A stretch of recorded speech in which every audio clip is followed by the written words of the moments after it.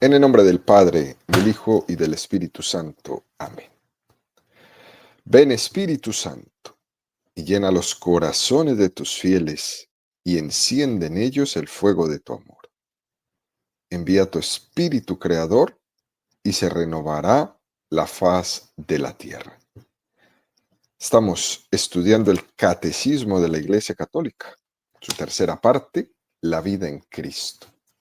Segunda sesión, los 10 mandamientos. Capítulo segundo, amarás a tu prójimo como a ti mismo. Artículo sexto, el sexto mandamiento. No cometerás adulterio. Habéis oído que se dijo, no cometerás adulterio. Pues yo os digo, todo el que mira a una mujer deseándola ya cometió adulterio con ella en su corazón. Continuamos subiendo el monte Sinaí de la mano de Moisés a recibir allá arriba los 10 mandamientos. Son 2.285 metros que mide el monte Sinaí y el catecismo dedica 505 números al estudio de los 10 mandamientos. Es decir, subiremos 4 metros del monte Sinaí por cada número del catecismo que estudiemos. Hoy nos encontramos en el metro 1200 de altura. Estamos en el segundo apartado de este artículo, donde el Catecismo dedica 23 números al estudio del tema que tiene como título La vocación a la castidad.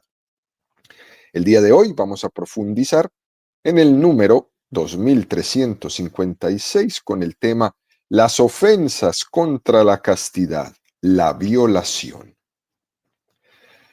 Número 2356 del Catecismo de la Iglesia Católica dice, la violación es forzar o agredir con violencia la intimidad sexual de una persona. Atenta contra la justicia y la caridad.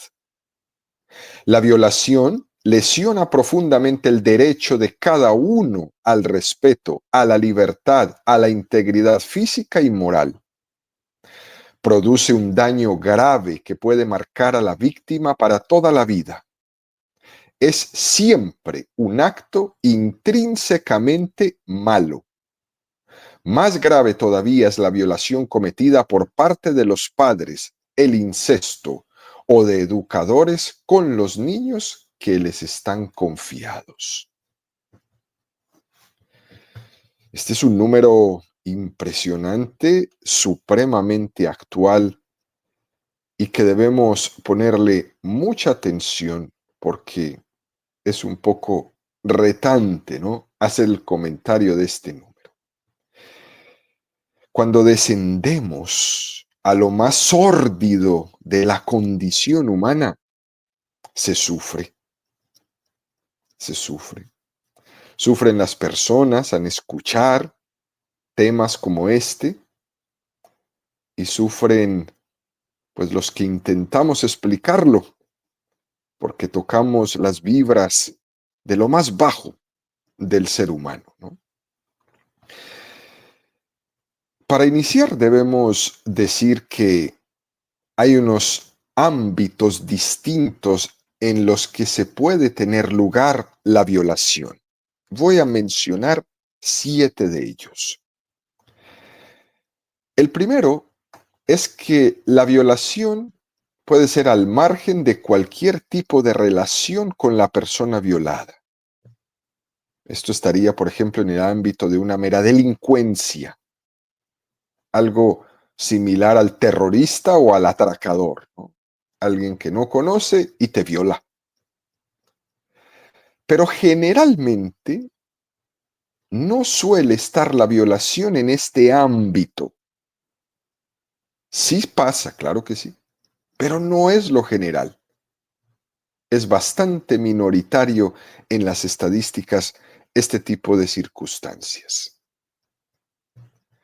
Segundo, la violación en el ámbito de la pareja.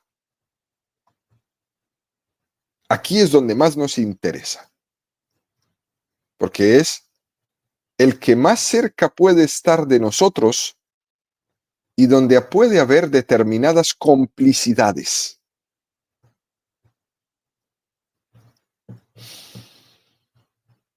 Es tremendo, ¿eh? Y en estos ámbitos pueden haber causas comunes.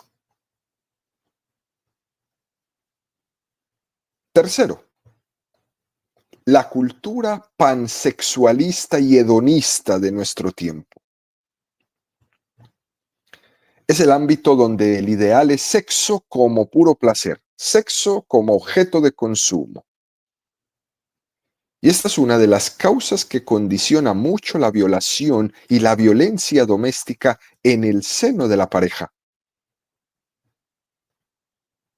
Pero lo más tremendo es que es un tabú decir esto, porque estamos en una sociedad en la donde nos regimos por lo que es políticamente correcto o incorrecto.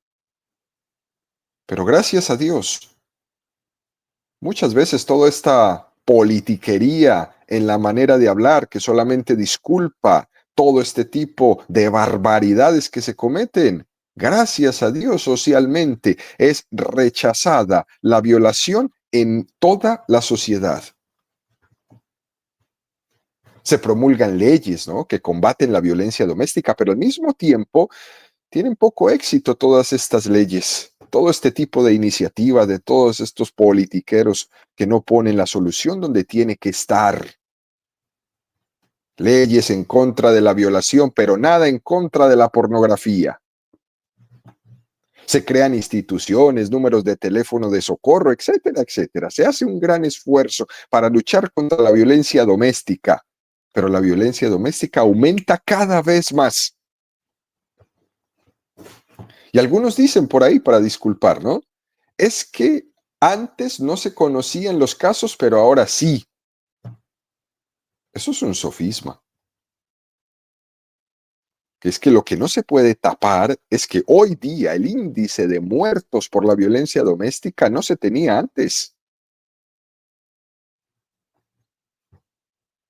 Resulta que con tantos esfuerzos para frenar esta violencia doméstica, no se consigue frenar, ni tan siquiera aminorar.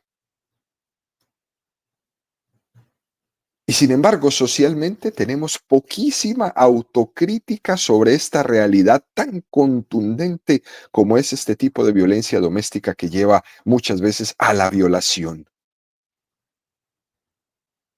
Y uno se pregunta, bueno, pero ¿por qué ocurre esto? Y lo que ocurre es que nos damos cuenta que estamos cayendo en la contradicción de fomentar la sexualidad como placer, pero alimentando a la bestia, al mismo tiempo la queremos tener domada y eso no se puede. Porque la bestia cada vez es más fuerte y más difícil de mantenerla controlada. De poco sirve que en nuestra cultura luchemos contra la violencia sexual y al mismo tiempo se esté fomentando desmesuradamente toda la industria del sexo, de la pornografía, de la prostitución, que acaba generando una auténtica obsesión en las personas. De nada sirve llamar todos los días a la policía que vaya a su casa porque están cometiendo un acto de violencia doméstica.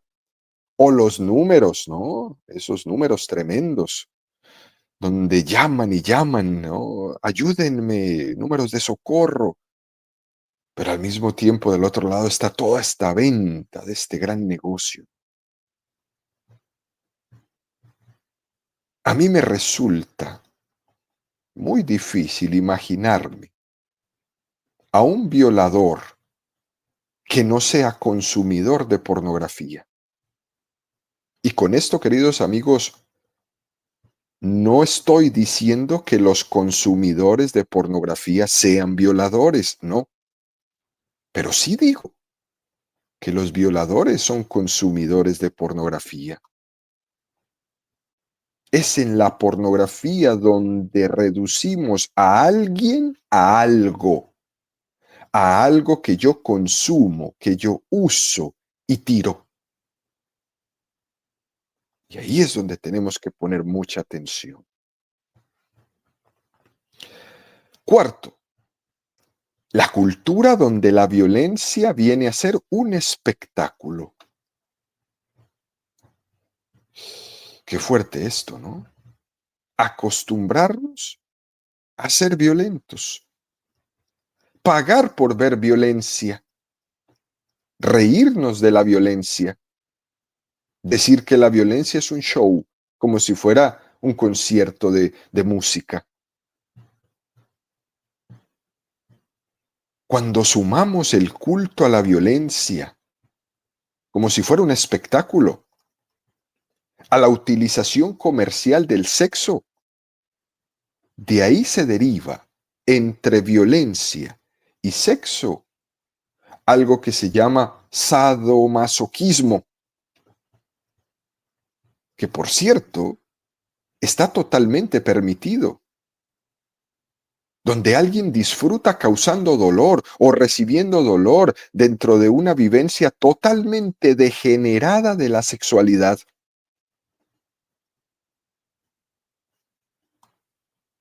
Qué fuerte es esto. Y está entrando a formar parte de nuestra cultura. Y ahí es muy, pero muy fácil degenerarse. De lo virtual a lo real, es fácil dar el salto. Que alguien tenga un disfrute por la violencia y por el comercio del sexo en las pantallas, pueden trasladar ese disfrute o al menos buscarlo en la vida real. Y ahí está el peligro.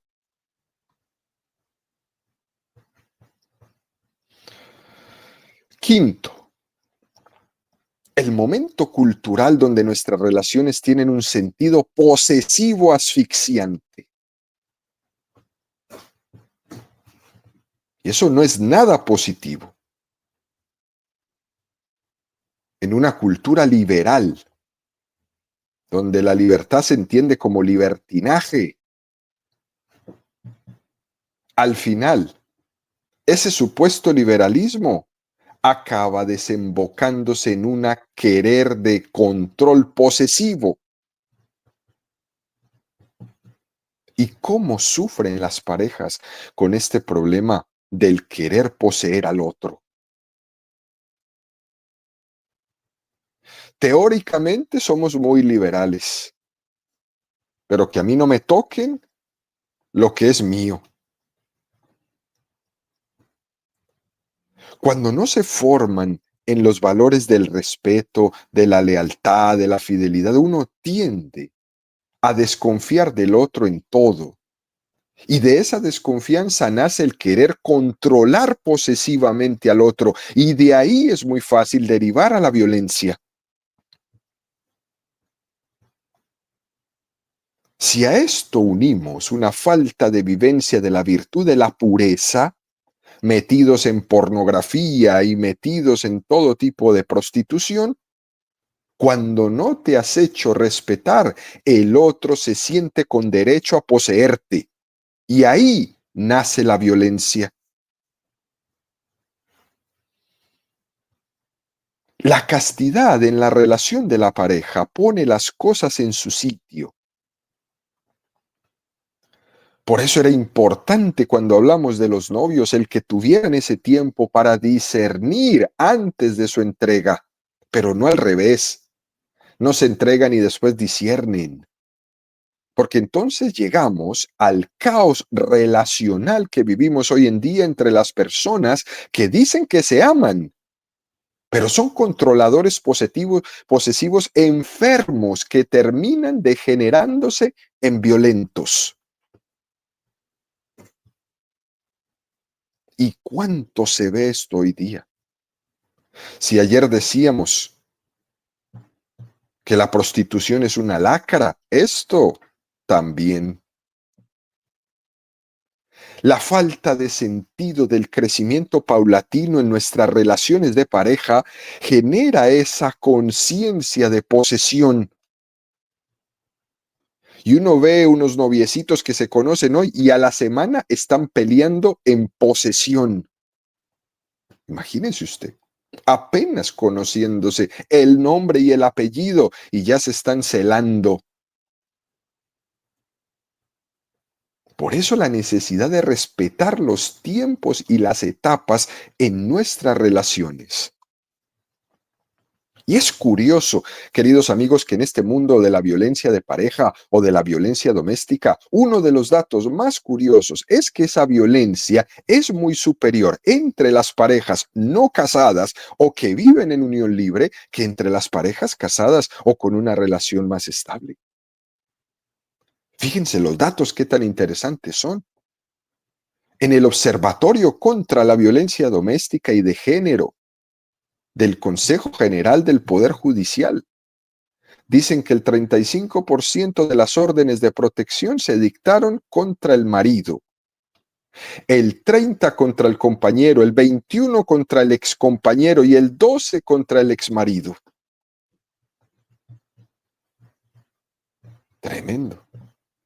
Y esto sucede porque se ha creado que dentro del matrimonio todavía podamos hablar de un clima de respeto de la persona, mientras que en la mera convivencia, en el juntarse por juntarse, está metido en otro ámbito distinto, donde es mucho más fácil utilizarse, porque no hay ningún compromiso de ninguna parte y donde no se respeta el crecimiento paulatino hasta discernir si conviene o no la unión definitiva. Y en esa estabilidad pasa de todo. Sexto, la crisis de masculinidad. Como ya no pudieron seguir con estas descaradas campañas de esterilización de las mujeres, han optado por venderle a los hombres que no son hombres, que son mujeres y que incluso pueden tener hijos. Y han metido a los hombres en una crisis de masculinidad. Esto es fuertísimo y sin herir ninguna susceptibilidad. Pero qué cantidad de hombres víctimas de toda esta campaña mundial. Y les han hecho pensar que no son hombres, que son mujeres. Y entonces han denunciado culturalmente el machismo, que ciertamente existe. Y en ese momento, cuando es acusado el hombre de machista, entonces el hombre se retrae y dice, ¿quién soy yo? Y ahí entra la crisis de la figura masculina. Y se puede dar el caso donde el hombre tiene que feminizarse para poderse mostrar a los demás. Y se genera una especie de machismo herido, unos complejos muy grandes. Y cuando existe una inmadurez de no saber vivir su masculinidad de una manera equilibrada, puede darse el caso de explotar con episodios de violencia. Fíjense y verá por ahí cómo se explota con tanta facilidad en estas personas que están metidas en esa negación de su masculinidad. Explotan por todo. Hacen un show de todo. Se hacen irascibles. Por eso ni siquiera se les puede hablar. Menos entrar en un debate con argumentos lógicos. Inmediatamente hay una cerrazón. A todo esto se le puede meter también el tema del alcohol y de las drogas, porque la violencia sexual también está muy ligada al alcohol y a la drogadicción.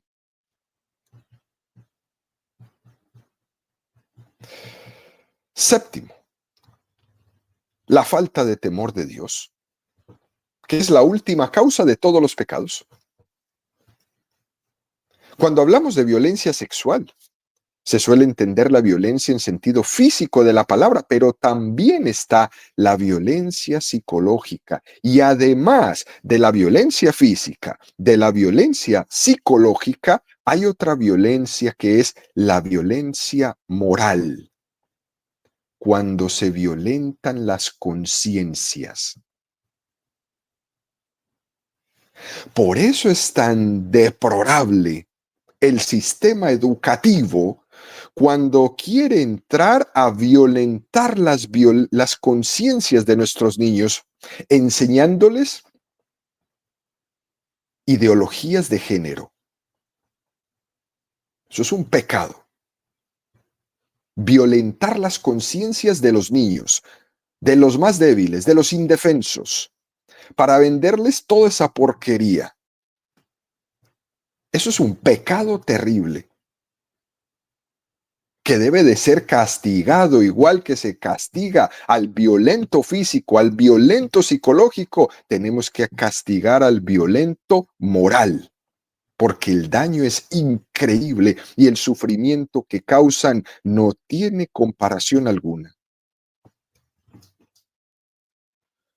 Este tipo de violencia moral nace en una sociedad que da la espalda a la ley natural, que se pelea con la naturaleza, que se pelea con la ley de Dios y que le falta temor. Y por eso se vuelve violento. Hoy nos quejamos de la violencia, ¿cierto? Y la gente va con banderas, ¿no? Para un lado y para otro, a defender pueblos que ni conocen. Pero aquí al lado, ahí al lado, en su misma casita, está peleado con su mamá. Y violentamente.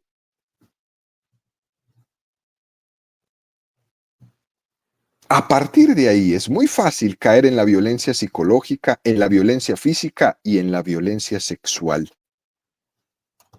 Cuando hemos violentado las conciencias, la violencia física es un paso, la violencia psicológica otro paso y la violencia sexual ni se diga.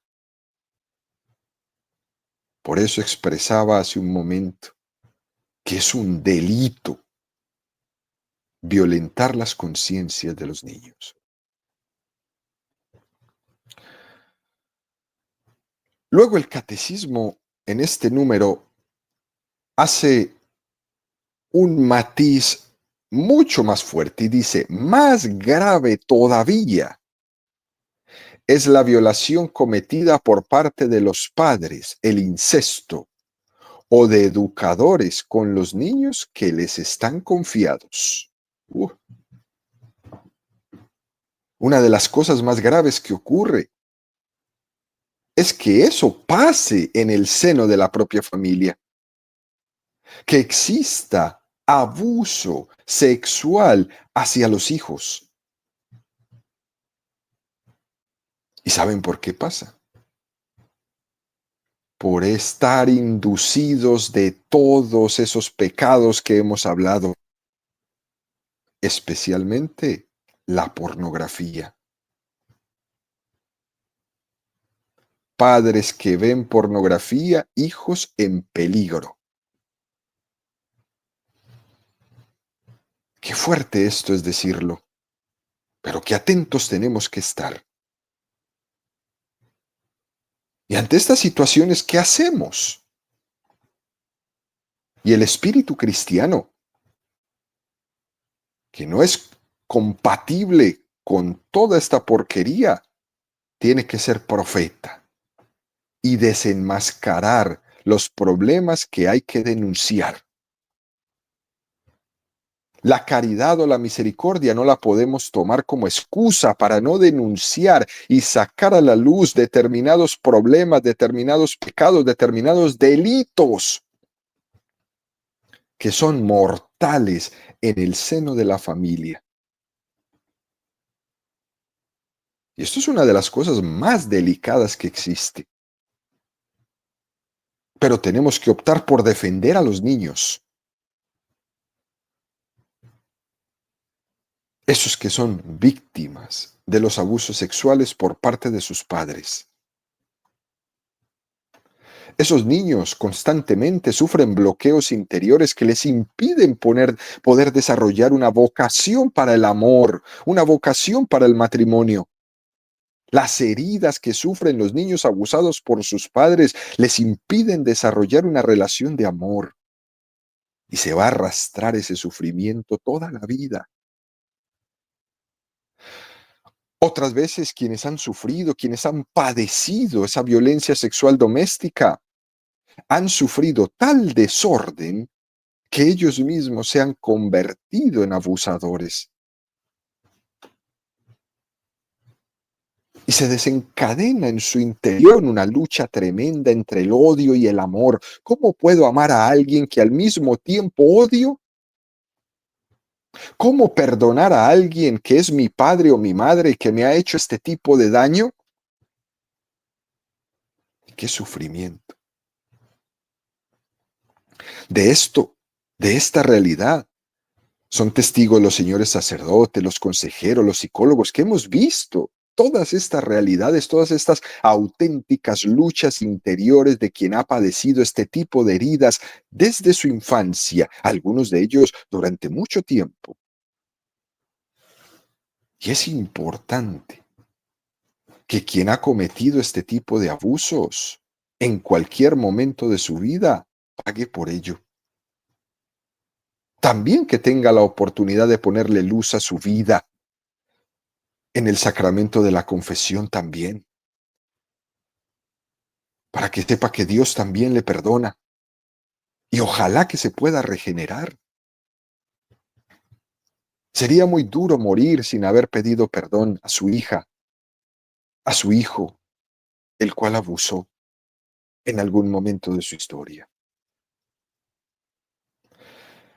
Que podamos pedir la gracia de Dios, la gracia del arrepentimiento, de la expiación de esos pecados, de la petición de perdón. Y ojalá que la iglesia pueda estar ahí para acompañar esa sanación, incluso en los casos más sórdidos que podamos encontrarnos. Aquí también es importante nosotros tocar el tema tan vergonzoso, pero tan importante, del abuso sexual por parte de los sacerdotes y del personal de la iglesia, los cuales han sido condenados por sus abusos de pederastia desde hace muchos años que ha empezado todo esto. Es de justicia hacer un comentario sobre esto. Es cierto que estadísticamente hablando, los ámbitos que con más frecuencia se cometen ese tipo de abusos son en el seno de la propia familia o en el seno de la escuela o de los equipos deportivos. Pero en la iglesia no estamos exentos, en las parroquias no estamos exentos de también esta posibilidad. Porque lo que es especialmente llamativo de que una barbaridad de estas pueda ocurrir en el seno de una parroquia es que tenga lugar en personas consagradas a Dios. Y eso hace sufrir tremendamente a la iglesia, al pueblo de Dios. Pero lo que sería muy injusto es que los actos de algunos pongan bajo sospecha a todos. Eso sí es injusto. Aquí en los Estados Unidos, los casos que hemos conocido de abuso sexual no han pasado del 1% del clero. Y sería muy injusto lo que hacen algunos de esclavizar al otro 99% para que todo el mundo les tenga desconfianza a los señores sacerdotes, por ejemplo, o a los consagrados o consagradas. No sería justo. El Papa Benedicto XVI decía algo muy contundente. No deberíamos olvidar el intenso bien espiritual, humano y social que la gran mayoría de los sacerdotes y religiosos en Estados Unidos han hecho y siguen haciendo. La Iglesia Católica, aquí en este país, ha promovido los valores cristianos con gran vigor y generosidad. Una gran obra de arte ha sido manchada, pero conserva su belleza. Es una verdad que toda crítica intelectualmente honesta debe de reconocer a las comunidades católicas, a los pastores, a los religiosos y religiosas, a los profesores de las universidades, de las escuelas católicas, a los misioneros estadounidenses en todas partes del mundo, que se dirige un profundo agradecimiento de toda la Iglesia Católica. El abuso de jóvenes es un grave síntoma de una crisis que afecta a toda la sociedad, pero también a la Iglesia. Es una profunda crisis de moralidad sexual y de relaciones humanas. Al afrontar el problema del abuso, la Iglesia debe de ayudar a que sus miembros comprendan que esta crisis se nos ha metido a todos en el corazón. Debe quedar totalmente claro a los fieles católicos, a los obispos, que estamos preocupados ante todo por el bien espiritual de las almas, que la gente necesita saber que no hay lugar en el sacerdocio y en la vida religiosa para quienes dañan a los jóvenes. Tienen que saber que los sacerdotes y los obispos están absolutamente comprometidos en la plenitud de la verdad católica sobre los asuntos de moral sexual. Es un mensaje muy hermoso, muy contundente del Papa Benedicto XVI en ese momento de la historia de la Iglesia de los Estados Unidos, donde el Papa llamaba a la cero tolerancia, a una firmeza absoluta en combatir este asunto de los abusos sexuales de los niños y de los adolescentes. Y esta crisis que vivió la Iglesia aquí en los Estados Unidos ha sido utilizada por los enemigos de la Iglesia de una manera feroz para cuestionar muchas cosas, incluso para cuestionar el mismo don del celibato sacerdotal. Pero eso no es verdad, porque, por ejemplo, en otras iglesias donde no hay celibato, el índice de esos abusos ha sido superior a los abusos ocurridos en la Iglesia Católica. Pero lo que sucede es que eso no hace noticia, como sí hace noticia que un sacerdote haya abusado de un niño. Esto es importante dentro del justo juicio tenerlo presente. Por tanto, los obispos van a tener que discernir bien en los seminarios a los candidatos al sacerdocio. Por eso todo ese proceso que se debe vivir en el tiempo del seminario, para que cuando un joven llegue al momento del sacerdocio esté completamente preparado y firme en lo que tiene que hacer.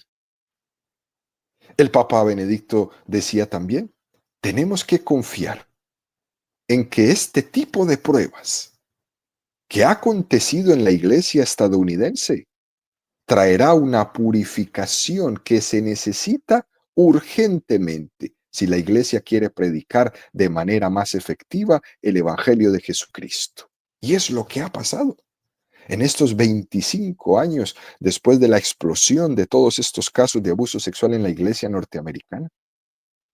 Una purificación increíble de de nuestras parroquias, de nuestras instituciones, de nuestras escuelas.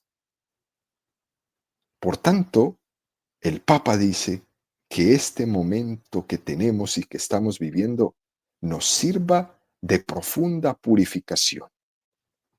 ¿Y cómo se ha vivido y a qué se ha impulsado en los Estados Unidos? Una cosa muy interesante. Se ha fomentado en nuestras comunidades cada vez más, a raíz de los escándalos de abuso, la adoración eucarística perpetua. De esta crisis tenemos que salir purificados y la adoración eucarística será nuestra arma. La adoración al Santísimo nos tiene que hacer caer en cuenta que no somos nada si nos dejamos de la mano de Dios y que podemos caer en lo peor del ser humano si nos alejamos de Dios y si no le pedimos su gracia para seguir caminando en este proceso de evangelización de los pueblos. En conclusión, queridos amigos, la virtud de la castidad, el sentido del respeto mutuo, es la mejor fuente para alejarnos de la posibilidad de cualquier tipo de violencia sexual.